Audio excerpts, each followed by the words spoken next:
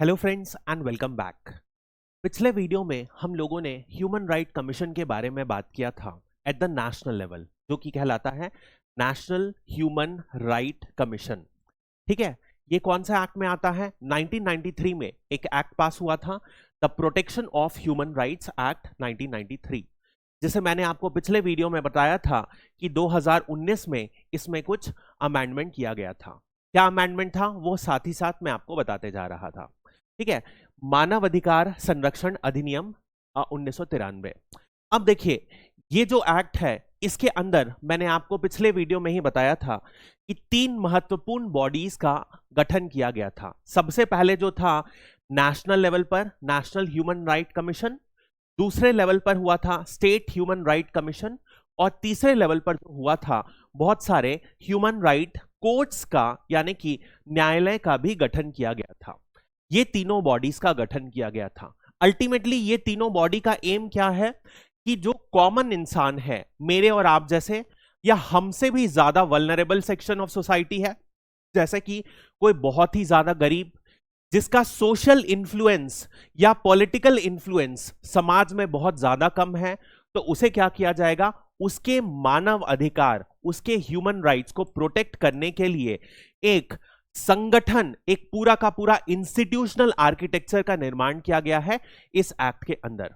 ये जो है बेसिक है, हम लोगों ने बात करी थी। क्योंकि ये भी मैंने आपको बताया था, होता क्या है, सरकार के पास, बड़े बिजनेसमैन के पास, एडमिनिस्ट्रेशन के पास, ब्यूरोक्रेसी के पास बहुत ज्यादा पावर होती है, और उन पावर की वजह से बहुत बार क्या होता है कि कॉमन आदमी की जो ह्यूमन राइट्स हैं वो इन्फ्रिंज हो जाती हैं। इस वजह से इस आर्किटेक्चर की जरूरत पड़ी। बात समझ में आई? अब हमने नेशनल ह्यूमन राइट कमीशन जो है इसे ऑलरेडी कर लिया था। नेक्स्ट जो हम बात करेंगे इस वीडियो में वो है स्टेट ह्यूमन राइट कमीशन, यानी कि राज्य मानव अधिकार आयोग। ये जो है ये भी 1993 के अधिनियम के तहत ही गठित किया गया था। तो जब भी आप इस तरीके के एक्ट को पढ़ें, ध्यान रखिएगा आपके लिए इजीएस्ट तरीका क्या है? इजीएस्ट तरीका क्या है कि आप नेशनल और स्टेट लेवल को साथ बाय साथ कंपेयर करते जाइए, और याद रखना आपके लिए बहुत ज्यादा आसान होगा। पिछले वीडियो में हम लोगों ने सेक्शन 20 तक खत्म किया था। अब सेक्शन 21 जो है वो क्या करेगा? राज्य मानव अधिकार आयोग के गठन की बात कर रहा है। ठीक है, तो ये जो है याद कीजिए, जब हम नेशनल ह्यूमन राइट कमीशन की बात करते हैं तो कितने मेंबर थे? याद कीजिए, सबसे पहले क्या था? एक चेयरपर्सन था जो कि नॉर्मली सुप्रीम कोर्ट का जज था, या तो चीफ जस्टिस ऑफ इंडिया यानी कि न्यायाधीश था। ठीक है, उसके बाद क्या था? एक मेंबर ऐसा था जो सुप्रीम कोर्ट का जज है। ठीक है, एक मेंबर जो है वो हाई कोर्ट का चीफ जस्टिस था, हाई कोर्ट का न्यायाधीश था, और 3 मेंबर और जो थे उनका चयन किया गया था एक समिति के द्वारा, जिसमें में से एक जो थी महिला थी, और ये तीनों को प्रैक्टिकल या एकेडमिक नॉलेज मानव अधिकार से संबंधित थी। ये जो है ये नेशनल ह्यूमन राइट का कंपोजिशन कल हम लोगों ने देखा था। यदि हम स्टेट ह्यूमन राइट कमीशन की बात करें तो यहां पर भी बिल्कुल ऐसे ही एक चेयरपर्सन होगा। ठीक है, ये जो चेयरपर्सन होगा सुप्रीम कोर्ट की जगह हाई कोर्ट के जज या चीफ जस्टिस इसका होगा। इसके अलावा 2 और सदस्य होंगे। वो 2 सदस्य कौन होगा? एक जो मेंबर, जैसे कि हमने पढ़ा हाई कोर्ट का, वैसे ही मेंबर होगा। तो ये जो मेंबर होगा यहां पर हाई कोर्ट का जज होगा, या फिर ऐसा पर्सन जो हाई कोर्ट का जज बनने के लिए एलिजिबल हो। होता क्या है, बहुत बार हाई कोर्ट के जजेस पर्याप्त मात्रा में अवेलेबल नहीं रहते हैं, इस वजह से ऐसा पर्सन जो हाई कोर्ट का जज बनने के लिए एलिजिबल हो वो भी क्या कहलाता है? वो भी हो सकता है बन जाए। तो ऐसा कौन रहता है? जो डिस्ट्रिक्ट जज है, वो यदि 7 साल तक प्रैक्टिस कर चुका हो तब वो सुप्रीम हाई कोर्ट का जज बनने के लिए एलिजिबल हो जाता है। तो वही क्राइटेरिया यहां पर रखा गया है। बात समझ में आ गई? अंतर आपको समझ में आ रहा है? एक मेंबर हाई कोर्ट जज का, या तो जो एलिजिबल हो हाई कोर्ट जज बनने के लिए, यानी कि डिस्ट्रिक्ट जज हो वो, और 7 साल तक के लिए उन्होंने डिस्ट्रिक्ट जज की पोस्ट को होल्ड किया है। और उसके बाद यहां पर 3 मेंबर की जगह सिर्फ 1 मेंबर है जो प्रैक्टिकल एक्सपीरियंस रखता हो या तो कोई एकेडमिक एक्सपीरियंस रखता हो मानव अधिकार से संबंधित। तो बात समझ में आ गई। ये कितने मेंबर की होती है? 6 मेंबर की नेशनल लेवल पर जो आयोग बनाया गया है राष्ट्र स्तर पर वो होता है। वहीं जो राज्य स्तर पर है वो कितने मेंबर की है? आधे मेंबर हो जाते हैं, 3 मेंबर। लेकिन जो अपॉइंटमेंट और बाकी सब चीज है एक ही जैसा है। बात समझ में आई? सिंपल सी बात है। ये जो है इस बॉडी का गठन किया गया। जैसे कि हमने वहां पर बात किया था, एक सचिव होते हैं। सचिव क्या करते हैं? उसके वित्तीय मैटर यानी कि फाइनेंशियल मैटर्स या उसके जो एडमिनिस्ट्रेटिव डे टू डे काम होते हैं वो मैनेज करते हैं। वैसे ही यहां पर भी एक सचिव होते हैं। ये जो सचिव होते हैं आमतौर पर आईएएस ऑफिसर ही होते हैं। तो यहां पर बिल्कुल ही वैसा ही कामकाज है। और इसका जो हेडक्वार्टर है, जब हमने एनएचआरसी की बात करी थी तो एनएचआरसी का हेडक्वार्टर कहां पर था? दिल्ली पर। लेकिन स्टेट ह्यूमन राइट कमीशन का हेडक्वार्टर कहां होगा? जहां पर भी राज्य सरकार डिक्लेयर करेगी अपने नोटिफिकेशन से, बिल्कुल वैसे ही वहां पर उनका क्या रहेगा? हेड ऑफिस रहेगा। ठीक है। अब प्रश्न ये उठता है कि ये, अब देखो 2 बॉडी बन रही है। एक बॉडी बन रही है सेंटर लेवल की एनएचआरसी, दूसरी बॉडी बन रही है स्टेट ह्यूमन राइट कमीशन। तो यदि दोनों के कामकाज एक है तो कौन से मैटर कौन से में डील करे जाएगा? तो इसका जो है हमारे कॉन्स्टिट्यूशन में, संविधान में शेड्यूल 7 डिक्लेयर्ड है। उस शेड्यूल में 3 लिस्ट दी गई है। ठीक है, 1 2 3। जब हम पॉलिटी पढ़ेंगे तो डिटेल में आपको पता होगा। लेकिन कोई पढ़ चुका है पॉलिटी तो उसे पता होगा कि यूनियन लिस्ट होती है नंबर 1, जिसमें सिर्फ और सिर्फ केंद्रीय सरकार कानून बना सकती है। 2 में जो होती है स्टेट लिस्ट, जिसमें सिर्फ और सिर्फ राज्य सरकार कानून बना सकती है। और 3rd में जो होती है कॉन्करेंट लिस्ट होती है, जिसमें दोनों केंद्र और राज्य सरकार कानून बना सकती है। ये जो है पॉलिटी का पोर्शन है। तो ऐसे मुद्दे जो स्टेट लिस्ट में आते हैं ह्यूमन राइट से एसोसिएटेड और कॉन्करेंट लिस्ट में आते हैं, उसी में सिर्फ स्टेट ह्यूमन राइट कमीशन, राज्य मानव अधिकार आयोग, उसी में सिर्फ और सिर्फ कानून बना सकता है। तो बात समझ में आई? तो यदि हम मान लो इसका ज्यूरिसडिक्शन की बात करते हैं तो अगेन मैं हमेशा आपको बताया हूं, जितना ज्यादा आप मेंस में डायग्राम यूज करेंगे उतना ज्यादा अच्छा नंबर मिलेगा। तो क्या हम सिंपल एक मैक्स का वेन डायग्राम बना सकते हैं, उसके थ्रू बता सकते हैं? तो मान लो यहां पर मैंने लिख दिया एनएचआरसी, यहां पर मैंने लिख दिया स्टेट ह्यूमन राइट कमीशन। ये जो है, ठीक है, ये सिर्फ और सिर्फ लिस्ट 1 पर बना सकते हैं, ये सिर्फ और सिर्फ लिस्ट 2 पर कानून बना सकते हैं ह्यूमन राइट से। और जो कॉमन पोर्शन है यहां पर दोनों कानून बना सकते हैं। किससे रिलेटेड? लिस्ट 3 से रिलेटेड, जिसे आप ब्रैकेट में लिख सकते हो कॉन्करेंट लिस्ट। बात समझ में आ गई? ऐसे डायग्राम बना के आप हमेशा अपने कॉम्पिटिटर से कुछ ज्यादा ब्राउनी पॉइंट्स मेंस में सिक्योर कर सकते हो। ठीक है, तो बात समझ में आ गया कि जो नेशनल लेवल के मुद्दे होंगे, जो यूनियन लिस्ट 1 में मेंशन होंगे, उसमें कौन बनाएगा? नेशनल आयोग जो है फैसला करेगा। वहीं राज्य स्तर पर जो है वो कौन से मुद्दे उठाएगा? वो उठाएगा स्टेट ह्यूमन राइट कमीशन, और कॉन्करेंट लिस्ट में दोनों उठाते हैं। ठीक है, बात समझ में आ गई? अब देखो, क्योंकि यहां पर राज्य सरकार की बात हो रही है, अब देखो आमतौर पर क्या होता है, कमी आ जाती है हाई कोर्ट के जजेस की। तो यह भी प्रोविजन कहा गया है कि मान लो 2 राज्य हैं, मान लो ये राजस्थान है और मान लो एक है गुजरात। तो ये दोनों राज्य के ये भी प्रोविजन है कि यहां का जो मेंबर है, किसका member? State human right commission का जो मेंबर है और गुजरात का जो मेंबर है, दोनों सेम किए जा सकते हैं। क्यों? क्योंकि हाईकोर्ट के जजेस की कमी है, इस वजह से सेम किए जा सकते हैं। तो लेकिन यदि ऐसी स्थिति करी जाए तो ये मेंबर का जो कंसेंट लेना पड़ेगा। यदि ये मेंबर एग्री कर जाता है कि मैं दोनों राज्य आयोग की जो भार है संभाल लूंगा, जिम्मेदारी और दायित्व संभाल लूंगा, तभी और तभी इनकी नियुक्ति 2 से 1 से ज्यादा राज्य में की जा सकती है। ठीक है, इनका कंसेंट जरूरी है और 1 से ज्यादा राज्य में भी ये आयोग पर मेंबर बन सकते हैं। बात समझ में आई? सिंपल चीज है। अब देखो इसके बाद क्या होगा, कोई यदि केंद्र जो प्रशासित प्रदेश है, जैसे यूनियन टेरिटरी कहते हैं, वहां पर भी केंद्र सरकार क्या कर सकता है, यूनियन टेरिटरीज में भी वहां पर ह्यूमन राइट कमीशन का जो आयोग है उसे सेटअप कर सकता है। लेकिन यह प्रोविजन दिल्ली के लिए लागू नहीं होता है। बात समझ में आ गई? दिल्ली में जो एनएचआरसी है उसी का कानून लागू होगा, लेकिन बाकी यूनियन टेरिटरीज में ये अलग से चाहे यदि सेंट्रल गवर्नमेंट, तो उस यूनियन टेरिटरी के लिए एक और ह्यूमन राइट कमीशन को सेटअप किया जा सकता है। बात समझ में आ गई? नेक्स्ट हम बात करते हैं चेयरपर्सन और जो मेंबर्स हैं उनकी नियुक्ति कैसे होगी। तो याद करिए हमने क्या पढ़ा था, नियुक्ति करने के लिए नेशनल ह्यूमन राइट कमीशन के लिए क्या होता है, एक समिति बनाई गई है। वो समिति के कौन कौन मेंबर हैं, टोटल 6 मेंबर्स हैं, याद कीजिए। तो पहला मेंबर जो है वो कौन रहता है, चेयरपर्सन, जो कि है प्रधानमंत्री। दूसरा मेंबर जो रहता है वो रहता है गृह मंत्री, ठीक है, सेंटर के जो गृह मंत्री रहते हैं। तीसरे मेंबर जो है ऑपोजिशन के मंत्री, लोकसभा में, राज्यसभा में, ये 2 मेंबर हो गए।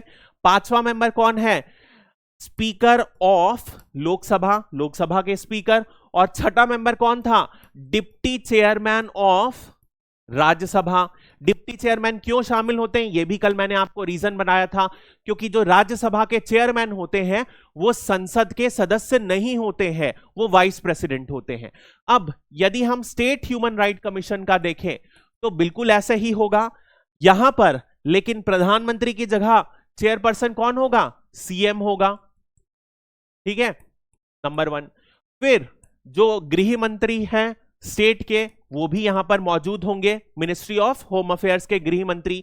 इसके बाद यहां पर क्या होगा, स्टेट में कुछ राज्यों में छोड़कर सिर्फ और सिर्फ एक ही हाउस है, लेजिस्लेटिव असेंबली ही है, लेजिस्लेटिव काउंसिल नहीं है। तो किसी ऐसे स्टेट में जहां पर लेजिस्लेटिव काउंसिल होगी ही नहीं, तो क्या उसके मेंबर यहां पर होंगे, नहीं होंगे।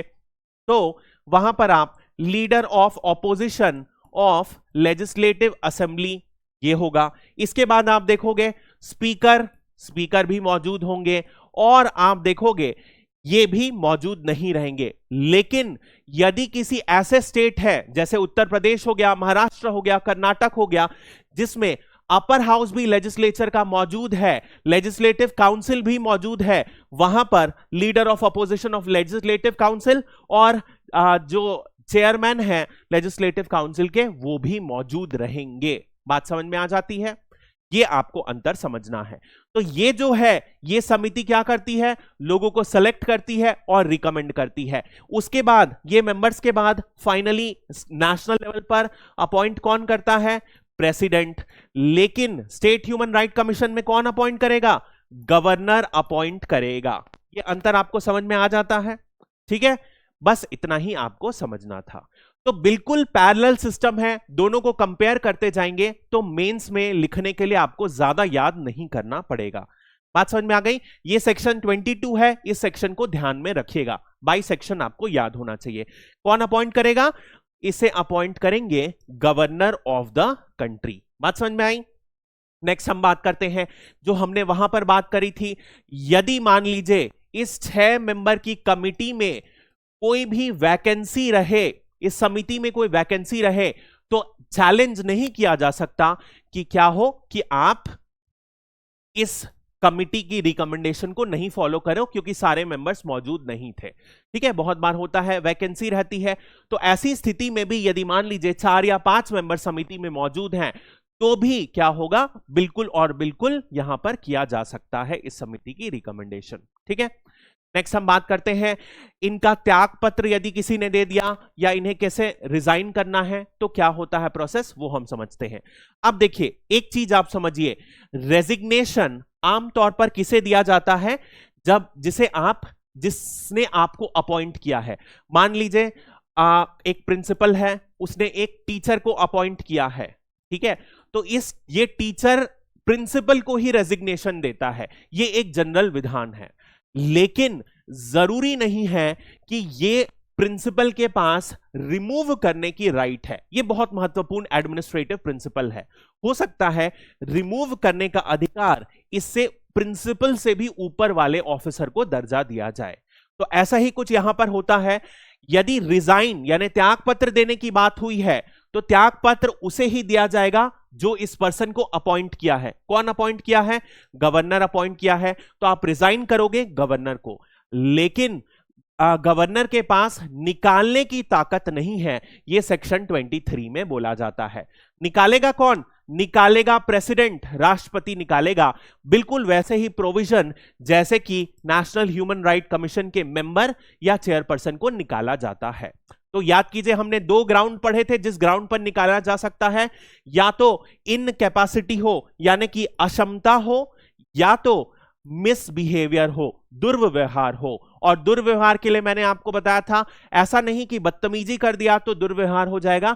दुर्व्यवहार की डेफिनेशन दी गई है संविधान में ही, और यह डेफिनेशन को कोर्ट में प्रूव करना होता है। जो कौन सा कोर्ट है? Supreme court. यदि मान लेता है कि यह पर्सन ने दुर्व्यवहार किया है, तभी और तभी उसे निकाला जा सकता है प्रेसिडेंट के द्वारा।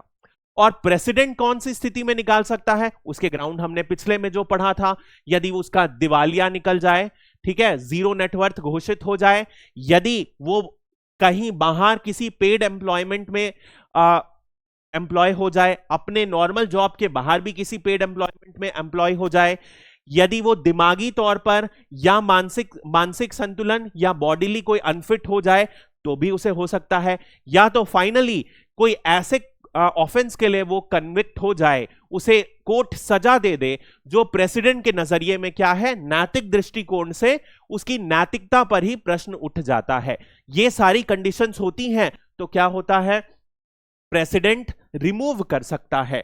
तो यानी कि प्रेसिडेंट के ही पास रिमूवल पावर है। इस चीज में ये राष्ट्रीय आयोग और राज्य आयोग का दोनों का जो रिमूवल है कौन करता है? प्रेसिडेंट ही करता है। और जो ग्राउंड्स ऑफ रिमूवल हैं वो भी बिल्कुल और बिल्कुल सेम है। बात समझ में आ गई? ये है स्टेट ह्यूमन राइट कमीशन का इस रिमूवल प्रोसेस। लेकिन रेजिग्नेशन प्रोसेस क्या होता है? रेजिग्नेशन प्रोसेस में कौन करते हैं? राष्ट्रीय आयोग में कौन करता है? प्रेसिडेंट को रिजाइन किया जाता है। वहीं राज्य आयोग में गवर्नर को रिजाइन किया जाता है, क्योंकि यही उनकी नियुक्त करने वाली बॉडीज हैं। ठीक है, अब याद कीजिए, हम इसके टर्म्स बात करते हैं यानी कि कार्यकाल बात करते हैं, तो याद कीजिए नेशनल हाई इसकी क्या है? मेंबर हो तो मेंबर की क्या होता है? 3 साल या 70 ईयर, जो भी पहले हो। वैसे ही चेयरपर्सन है, चेयरपर्सन भी या तो 3 साल तक या 70 साल की उम्र तक, जो भी पहले हो उतने साल में ही रिटायरमेंट हो जाता है। ऐसा ही बिल्कुल और बिल्कुल स्टेट ह्यूमन राइट कमीशन के लिए भी सेम है, सदस्य के लिए और चेयरपर्सन दोनों के लिए सेम है। 3 साल और 70 साल, या तो 70 साल की आयु हो जाए या 3 साल का कार्यकाल हो जाए, तब रिटायर हो जाते हैं। जैसे कि हमने नेशनल ह्यूमन के लिए पढ़ा था, ह्यूमन राइट कमीशन के लिए, कि यदि ये मेंबर या चेयरपर्सन इस पोस्ट से दोबारा अपॉइंट कर दिए जाएं तो यह क्या कर सकते हैं? इनकी दोबारा नियुक्ति इस पोजीशन में की जा सकती है। लेकिन इस पोस्ट के बाहर किसी भी राज्य सरकार या केंद्रीय सरकार में इनकी कभी भी फिर से नियुक्ति नहीं की जा सकती। वो बिल्कुल वैसा ही प्रोविजन यहां पर भी है। यानी कि कोई स्टेट ह्यूमन राइट कमीशन का सदस्य या चेयरपर्सन है, अध्यक्ष है, तो वो उसी पोस्ट के लिए फिर से एलिजिबल हो जाएगा। लेकिन स्टेट ह्यूमन राइट कमीशन के बाहर रिटायरमेंट मिलने के बाद वो किसी भी केंद्रीय सरकार या राज्य सरकार में सरकारी जॉब फिर से नहीं कर सकता। तो ये वाला प्रोविजन भी क्या है? बिल्कुल और बिल्कुल राष्ट्रीय आयोग के समान ही है। नेक्स्ट हम बात करते हैं, जैसे हमने वहां पर बात करी थी कि कभी अध्यक्ष किसी कारणवश अपनी जिम्मेदारी पूरी नहीं कर पा रहे हैं, वो कौन कौन से कारण हो सकते हैं? मान लीजिए उनकी डेथ हो जाए, अकस्मात मृत्यु हो जाए ऑफिस में ही। नेक्स्ट यदि हम बात करते हैं वो बीमार हो जाएं, या तो कोई निजी कारण हो, उनके घर में कोई शादी हो, तो ऐसी स्थिति में क्या होगा? गवर्नर जो होंगे वो किसी भी एक सदस्य को क्या करेंगे? कार्यकारी, जैसे बोलते हैं ना कार्यकारी राजा, वैसे ही कार्यकारी अध्यक्ष घोषित कर देंगे, ताकि जब तक नया चेयरपर्सन या जो वापस आएगा चेयरपर्सन, वो जब तक नहीं आता उस छोटे से समय के लिए एक कार्यकारी चेयरपर्सन हो और काम ना रुक जाए आयोग का। ठीक है, नेक्स्ट हम बात करते हैं सेक्शन 26 का, जो कंडीशंस ऑफ सर्विस है, यानी कि जो भी जॉब मिला है उसमें कंडीशंस मिलती है, आपको घर मिलना चाहिए, गाड़ी मिलनी चाहिए, सैलरी मिलनी चाहिए। तो ये जो टर्म्स ऑफ कंडीशंस है कौन डिसाइड करता है? जिस स्टेट में ये बॉडी बनाई गई है तो राज्य सरकार डिसाइड करेगा। जैसा कि राष्ट्रीय आयोग में एक प्रिंसिपल बताया था मैंने आपको कि एक बार कोई टर्म्स एंड कंडीशन डिसाइड हो जाए उसके बाद उसे घटाया नहीं जा सकता। ऐसा नहीं किया जा सकता कि कार आपकी हटा दे, आपकी सैलरी वेतन कम कर दे। तो एक बार ये पोजीशन डिसाइड हो जाए तो terms of conditions can not be varied to disadvantage, यानी कि जो भी टर्म्स ऑफ कंडीशंस में नियुक्ति की गई है उस टर्म्स एंड कंडीशंस को घटाया नहीं जा सकता भविष्य में। बात समझ में आई? ये टर्म्स एंड कंडीशन है। नेक्स्ट हम बात करते हैं, जैसे कि राष्ट्रीय आयोग के बारे में मैंने आपको बताया था कि राष्ट्रीय आयोग चाहे तो कुछ इंस्टीट्यूशन जो गठन है, जैसे कि मैंने आपको उदाहरण दिया था ईडी या तो कुछ और इनकम टैक्स, इस तरीके की बॉडीज के जो ऑफिसर हैं उनका यूज कर सकता है, उनका पावर यूज कर सकता है, उनका ह्यूमन रिसोर्स यूज कर सकता है। वैसे ही सेक्शन 27 में कहा गया है जो स्टेट ह्यूमन राइट कमीशन बनेगा वो भी पुलिस, स्टेट का जो पुलिस होता है, पुलिस हम पढ़ेंगे स्टेट के अंडर होता है। तो छत्तीसगढ़ पुलिस किसके अंदर होगा? छत्तीसगढ़ सरकार के अंदर होगा, केंद्रीय सरकार के अंदर नहीं होगा। तो छत्तीसगढ़ मानव अधिकार आयोग यदि बनता है तो ये चाहे तो छत्तीसगढ़ के पुलिस की सेवाएं ले सकता है, लेकिन कौन से? आईजी से ऑर्डर के कम की नहीं लेना चाहिए। ठीक है, कम से कम आईजी से का पावर लेना ही चाहिए, उससे नीचे के अफसर की पोजीशन नहीं लेना मांग सकते। ठीक है, ये सिंपल सी बात है। नेक्स्ट हम बात करते हैं, जैसा कि उसमें हमने बात किया था, ये दो रिपोर्ट सबमिट करते हैं, एक वार्षिक रिपोर्ट और एक स्पेशल रिपोर्ट। ठीक है, विशेष रिपोर्ट ये सबमिट करते हैं किसे? तो याद कीजिए मैंने आपको बताया था नेशनल ह्यूमन राइट कमीशन किसे रिपोर्ट सबमिट करता है? ये सबमिट करता है यदि पार्लियामेंट को सबमिट करेगा, यदि राष्ट्रीय स्तर के मुद्दे इन्वॉल्व होंगे, या किसी राज्य को सबमिट करेगा यदि किसी पर्टिकुलर राज्य से एसोसिएटेड है। और ये जब रिपोर्ट पेश की जाती है तो जो आयोग रहता है वो ये भी सजेस्ट करता है कि क्या क्या एक्शन आपको लेना चाहिए इस रिपोर्ट में, और इस रिपोर्ट को पार्लियामेंट में सबमिट करना पड़ता है, सरकार को बताना पड़ता है कि क्या क्या एक्शन लिए गए और नहीं लिए गए तो क्यों नहीं लिए गए, ये भी बताना जाता है। ऐसा सिमिलर यदि हम स्टेट ह्यूमन राइट कमीशन की बात करें तो बिल्कुल ऐसा ही ये भी एक रिपोर्ट सबमिट करेंगे। रिपोर्ट किसे सबमिट करेंगे? ये स्टेट को ही सबमिट करेंगे। ये स्टेट गवर्नमेंट जो राज्य सरकार है ये लेजिस्लेचर में इस रिपोर्ट को पेश करेगी और लेजिस्लेचर में पेश करने के बाद बिल्कुल ही ऐसे ही मुद्दे ये भी ऑर्गेनाइज करेगी। इन्हें भी अपने यदि कोई एक्शन लिया गया है तो उसे बताना पड़ेगा, नहीं लिया गया है तो सरकार को बताना पड़ेगा, राज्य सरकार को लेजिस्लेचर में, विधानसभा में, कि क्यों भैया राज्य आयोग की रिकमेंडेशन के बाद भी ऐसे फैसले नहीं लिए गए। और दोनों ही क्या करते हैं? एक वार्षिक रिपोर्ट सबमिट करते हैं।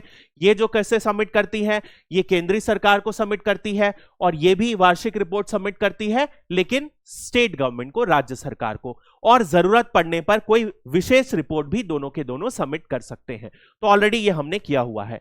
अब इसी के साथ जो हमारा स्टेट ह्यूमन राइट कमीशन था ये भी हमारा पूरा हो गया है। अब इसमें कुछ छोटे छोटे और प्रोविजन है। सबसे पहले जो है वो है ह्यूमन राइट्स कोर्ट। ये भी हम आज कर लेते हैं ताकि जो हमारा पूरा का पूरा protection of human rights act 1993 1993 का अधिनियम है वो पूरी तरीके से खत्म हो जाता है। ठीक है, ये हम समझते हैं। अब देखो, मानव अधिकार न्यायालय, प्रश्न ये उठता है भैया इतने सारे कोर्ट तो हैं, तो फिर से ये मानव अधिकार के लिए एक नया कोर्ट बनाने की क्या जरूरत है? तो बात समझो। सबसे पहली चीज, मैं आपसे यदि जनरल क्वेश्चन पूछता हूं व्हाई ह्यूमन राइट्स कोर्ट्स, ये इन कोर्ट्स का स्पेशल गठन करने की क्या जरूरत है? प्रश्न एक चीज समझो। पहली चीज, यदि हम बात करते हैं ऑर्डिनरी कोर्ट्स की, तो ऑर्डिनरी कोर्ट्स में क्या होता है? बहुत ही ज्यादा डिले होता है, इनमें बहुत सारी समस्याएं हैं, प्रॉब्लम्स हैं। क्या क्या समस्याएं हैं? जैसे हम बात करते हैं तो इनमें बहुत ज्यादा डिलेस होते हैं। जैसे कि एक रिपोर्ट के अकॉर्डिंग यदि आप देखोगे तो एक एवरेज जो भारत में एक सिविल केस जाता है वो 6.5 साल जाता है, वहीं क्रिमिनल केस 7 से 8 साल जाता है। तो इतना डिले होता है केस करने के लिए। दूसरी चीज आप बात करोगे तो इसमें बहुत ही ज्यादा कॉस्ट फैक्टर आती है। एक आम आदमी कोर्ट जाने के लिए क्या करता है, डरता है, ठीक है, कि भैया जिंदगी का पूरा समय निकल जाएगा। बात समझ में आई? इन दोनों के कारण ऑर्डिनरी कोर्ट में बड़ी समस्याएं हैं। यदि एक ह्यूमन राइट कोर्ट बनाया गया तो वो क्या करेगा, जल्दी फैसला लेगा, और दूसरी चीज उसकी कॉस्ट भी कम होगी, क्योंकि विक्टिम की कॉस्ट कौन बेयर करेगा, सरकार बेयर करेगी। बात समझ में आई? दूसरी चीज यदि हम बात करते हैं तो ह्यूमन राइट, जैसे कि मैंने आपको क्या बताया था, आर मोस्ट फंडामेंटल राइट, यानी कि ये एक बहुत ही बुनियादी अधिकार है। सिर्फ और सिर्फ ह्यूमन होने के नाते हमें अधिकार मिलता है। तो यदि हमारे मानवीय अधिकारों का उल्लंघन किया जाएगा तो ना सिर्फ ये हमारे संविधान के अगेंस्ट, बल्कि इंटरनेशनल लॉज जो है, अंतरराष्ट्रीय जो नियम है, कानून है, उसके भी अगेंस्ट जाएगा। इससे क्या हम बात कर सकते हैं, इन कानूनों का हनन किया जाएगा, इन अधिकारों का हनन किया जाएगा तो भारत की छवि ना सिर्फ नेशनल लेवल पर बल्कि अंतरराष्ट्रीय स्तर पर भी क्या होगा, बहुत ही ज्यादा खराब होगी। इसीलिए ये एक प्रॉब्लमैटिक है। तो हमारा संविधान भी बोलता है कि जो सबसे गरीब तत्व के लोग हैं, जो सबसे कमजोर श्रेणी के लोग हैं, उनके मानव अधिकार का बेसिकली रक्षा की जाए, सुरक्षा की जाए। ये जो है हमारे संविधान में भी लिखा हुआ है। बात समझ में आई? सिंपल सी बात है, इसमें कोई भी ज्यादा कुछ नहीं है। तो इसी वजह से बनाने की जरूरत हो गई, ताकि ज्यादा से जल्दी फास्टर डिस्पेंसिंग ऑफ जस्टिस हो सके, यानी कि जल्दी से जल्दी मानव अधिकार से एसोसिएटेड जो न्याय है वो ये अदालत कर सके। सिंपल सी बात है। तो अब ये कहां पर ये ह्यूमन राइट्स कोर्ट बनाए जाते हैं, कौन बनाता है, ये सेक्शन 30 में मेंशन्ड है। इसको याद कर लीजिएगा, इस सेक्शन को, बहुत इंपॉर्टेंट है, ठीक है। तो केंद्र सरकार नहीं बल्कि राज्य सरकार बनाती है, स्टेट गवर्नमेंट बनाती है। और स्टेट गवर्नमेंट किसका कंसेंट लेती है, हाई कोर्ट के जो चीफ जस्टिस है उनकी सहमति से क्या करती है, जो जिला में जो कोर्ट है, ठीक है, उस जिला के कोर्ट को ही क्या डिक्लेयर कर देती है, ह्यूमन राइट कोर्ट। जिला का सेशन कोर्ट यानी कि क्रिमिनल कोर्ट जो है उसी को डिक्लेयर कर देती है कि भैया इस कोर्ट को हम ह्यूमन राइट कोर्ट बनाया जाएगा। ऐसा नहीं होता कि एक अलग से कोर्ट बनता है। जैसे आप कहीं पर भी जाओगे तो वहां पर एक समय डेजिग्नेट कर दिया जाता है कि इस दिन हम मानव अधिकार के उल्लंघन के केसेस को डील करे जाएंगे, ठीक है। तो वो जो क्रिमिनल कोर्ट रहता है उसी को एक समय डेजिग्नेट कर दिया जाता है। राज्य सरकार न्यायाधीश ऑफ हाई कोर्ट के साथ मिलकर ऐसा डिसाइड करती है। आमतौर पर जो है हर जिले में घोषित कर दिया जाता है कि यहां पर मानव अधिकार का कोर्ट बनाया जाएगा, न्यायालय बनाया जाएगा, ठीक है। नेक्स्ट हम बात करते हैं, जब भी एक कोर्ट हुआ तो एक पब्लिक प्रोसिक्यूटर होना चाहिए, लोक अभियोजक होना चाहिए। तो इस लोक अभियोजक की भी नियुक्ति करता है, कौन करता है, स्टेट गवर्नमेंट नियुक्ति करता है। साथ ही साथ एक वकील या एडवोकेट की भी नियुक्ति करती है, जिसका कम से कम 7 साल का एक्सपीरियंस हो, तभी और तभी तो जाके वो लोगों को रिप्रेजेंट करेगा। वरना यदि कोर्ट में वकील ही नहीं रहेगा तो भैया गरीब लोग केस कैसे लड़ेंगे। इसी वजह से एक पब्लिक प्रोसिक्यूटर और एक एडवोकेट जिसे 7 साल का वर्किंग एक्सपीरियंस हो कम से कम, उसे यहां पर नियुक्ति की जाती है। सिंपल सी बात, इसमें इतना ही काम का है इस प्रोविजन में। नेक्स्ट हम बात करते हैं, कुछ और ज्यादा प्रोविजंस हैं जो मेंशन किए गए हैं, उसके सेक्शंस आपको याद नहीं करने की जरूरत है, बस आपको पता होना चाहिए। सबसे पहला हम बात करेंगे ग्रांट्स के बारे में, यानी कि अनुदान के बारे में। ग्रांट्स मतलब होता क्या है, देखो जैसे मान लो ये सरकार है या एक ये बैंक है, तो बैंक क्या करता है, अपने क्लाइंट को लोन देता है। तो जब लोन से जो फायदा होता है, क्लाइंट धीरे धीरे क्या करता है, वो पैसा वापस से चुका देता है। लेकिन ऐसा भी होता है कहीं ग्रांट होता है। ग्रांट का मतलब क्या होता है कि यदि मान लो सरकार ने किसी बॉडी को, जैसे रिसर्च करते हैं तो रिसर्च के लिए ग्रांट देते हैं, अब ये जिसको ग्रांट मिला इसे सरकार को वापस करने की जरूरत नहीं है, ये खर्च कर सकते हैं अपने नॉर्मल पे। यही अंतर होता है लोन पे और ग्रांट पे। ग्रांट में वापस करने की जरूरत नहीं होती है, लोन में क्या होता है, उसे ब्याज समेत एक निश्चित समय काल में उसे लौटाना होता है, ठीक है, और ब्याज भी देना पड़ता है।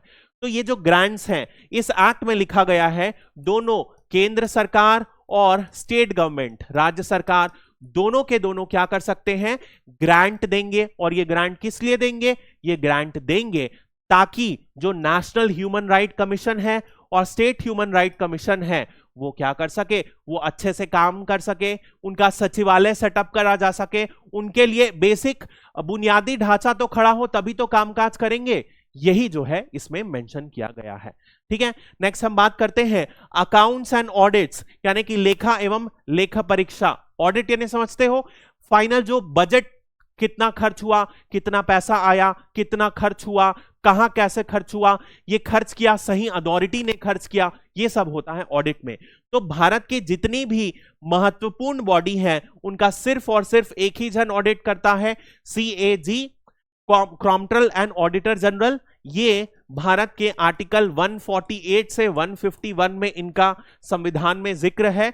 कॉम्प्ट्रोलर एंड ऑडिटर जनरल को हिंदी में क्या बोलते हैं, नियंत्रक एवं महालेखा परीक्षक, ठीक है, ये बोला जाता है।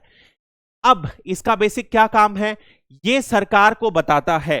CAG क्या करता है, ये सबसे पहले दोनों सेंट्रल गवर्नमेंट को बोलता है कि भैया जो भी ये जो आयोग हैं ये एक निश्चित फॉर्मेट में अपने जो इनकम है और एक्सपेंडिचर है उसे एक निश्चित फॉर्मेट में ही रिकॉर्ड करेंगे, ताकि जब CAG ऑडिट करे तो क्या हो, हर राज्य अपना अलग अलग स्टैंडर्ड करेगा, मानक सेट करेगा, तो CAG को तकलीफ होगी, ज्यादा समय लगेगा, ज्यादा लोगों की जरूरत रहेगी। इसीलिए उन्होंने क्या किया, एक स्टैंडर्ड फॉर्मेट बता दिया। तो CAG किसको बताती है, केंद्रीय सरकार को बताती है, और केंद्रीय सरकार बाकी सारे स्टेट गवर्नमेंट को बताती है, राज्य सरकार को बताती है कि भैया जो भी ऑडिट रिपोर्ट है वो आपको क्या करना है, एक स्टैंडर्ड फॉर्मेट में मेंटेन करना है जो CAG हमें रिकमेंड किया है। बात समझ में आई। फिर CAG क्या करता है, CAG एनुअल ऑडिट करता है, वार्षिक ऑडिट करता है उन सारे अकाउंट्स का। यदि कुछ गड़बड़ रहती है तो वो उसे लेजिस्लेचर में या पार्लियामेंट में पेश करता है। सिंपल सी बात है।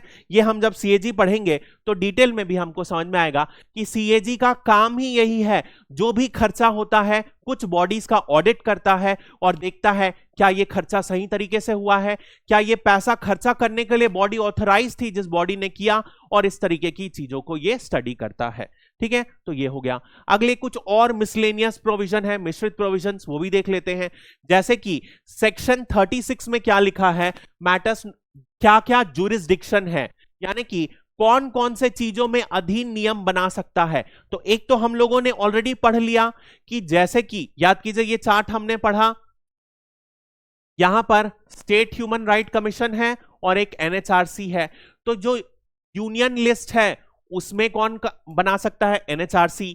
स्टेट लिस्ट में कौन कानून बना सकता है, SHRC। और कॉन्करेंट लिस्ट में दोनों के दोनों बना सकते हैं। लेकिन इसके बाद सेक्शन 36 में एक और चीज बताई गई है कि कोई भी ऐसे कानून को बनाने के लिए, कभी भी ह्यूमन राइट, मानव अधिकार से संबंधित केस के लिए एक और महत्वपूर्ण चीज बताई गई है कि ये जो केस है, जो घटना होनी चाहिए वो 1 साल से अंदर की घटना होनी चाहिए। बात समझ में आई। यानी कि मान लो मैं कल को जाता हूं कि मेरे साथ 20 साल पहले कोई किसी ने मेरे साथ मेरे मानव अधिकार का उल्लंघन किया था, मुझसे 10 साल पहले किसी ने बंधुआ मजदूरी कराई थी 6 महीने के लिए, तो वो केस लेने के लिए ये दोनों आयोग में से कोई भी एलिजिबल नहीं रहेगा। उस केस के लिए मुझे सिर्फ और सिर्फ कोर्ट पे जाना पड़ेगा। तो इसकी जो लिमिटेशन है, इसका जो अधीन नियम के तहत सिर्फ और सिर्फ 1 साल के अंदर जो घटना की गई है उसी के अंदर ये जो दोनों राष्ट्रीय स्तर और राज्य स्तर का आयोग है सिर्फ और सिर्फ 1 साल के अंदर ये केस उठा सकते हैं। बात समझ में आई। इसके बाद यदि हम बात करें सेक्शन 37 है, उसमें क्या करते हैं, एक SIT मतलब जानते हो, स्पेशल इन्वेस्टिगेशन टीम, ठीक है, विशेष जांच दल, ये बनाने की भी अनुमति दी जाती है। विशेष जैसे क्या होता है, जैसे आपने CBI की स्पेशल इन्वेस्टिगेशन टीम देखी होगी, कोई मेजर केस हो गया, सुशांत सिंह राजपूत के लिए अलेज्ड मर्डर का केस हो गया, सुसाइडल केस था, ऐसा लगा कि जरूरत है जांच बनाने की, तो सीबीआई की एक एसआईटी बना दी गई। ऐसा ही कोई बड़ा सा करप्शन का केस आया तो एक एसआईटी बना दी गई। ऐसे ही यदि ऐसा लगता है कि एक विशिष्ट टीम, एक स्पेशल टीम बनाने की जरूरत है जो फुल टाइम इसको स्टडी करे, तो वहां पर क्या हो, एक एसआईटी बना दी जाती है। और जितने भी उसके नेसेसरी ऑफिसर होते हैं, यदि केंद्र सरकार के अंदर है तो केंद्र सरकार उन्हें परमिट करेगी, और राज्य सरकार है तो राज्य सरकार भी परमिट करेगी उनको लेने के लिए। ठीक है, बात समझ में आ गई। तो बहुत ही डिटेल में हम लोगों ने इस पूरे के पूरे अधिनियम 1993 के प्रोविजंस को डिटेल में पढ़ा है। ये एग्जाम के पर्सपेक्टिव से आपके लिए मोर देन इनफ है, इसके अलावा आपको कुछ भी देखने की जरूरत नहीं है। ठीक है, I am working very hard in सारे प्रोविजंस के लिए। मैं अपने normal day to day life से और ज्यादा कुछ समय निकाल के लिए आप लोगों के लिए प्रिपेयर कर रहा हूं। तो please do help me, share this content, and यदि और किसी तरीके से आप मेरी सहायता चाहते हैं तो वो भी हेल्प करिए। कोई मेंस दे रहा है और किसी पर्टिकुलर चीज में मेरे से हेल्प चाह रहा है तो आप मुझे पर्सनल लेवल पर कांटेक्ट कर सकते हैं। जितनी हेल्प हो सके मैं आपको प्रोवाइड करने की कोशिश करूंगा। ठीक है, अभी के लिए इतना ही। Thank you and have a great day.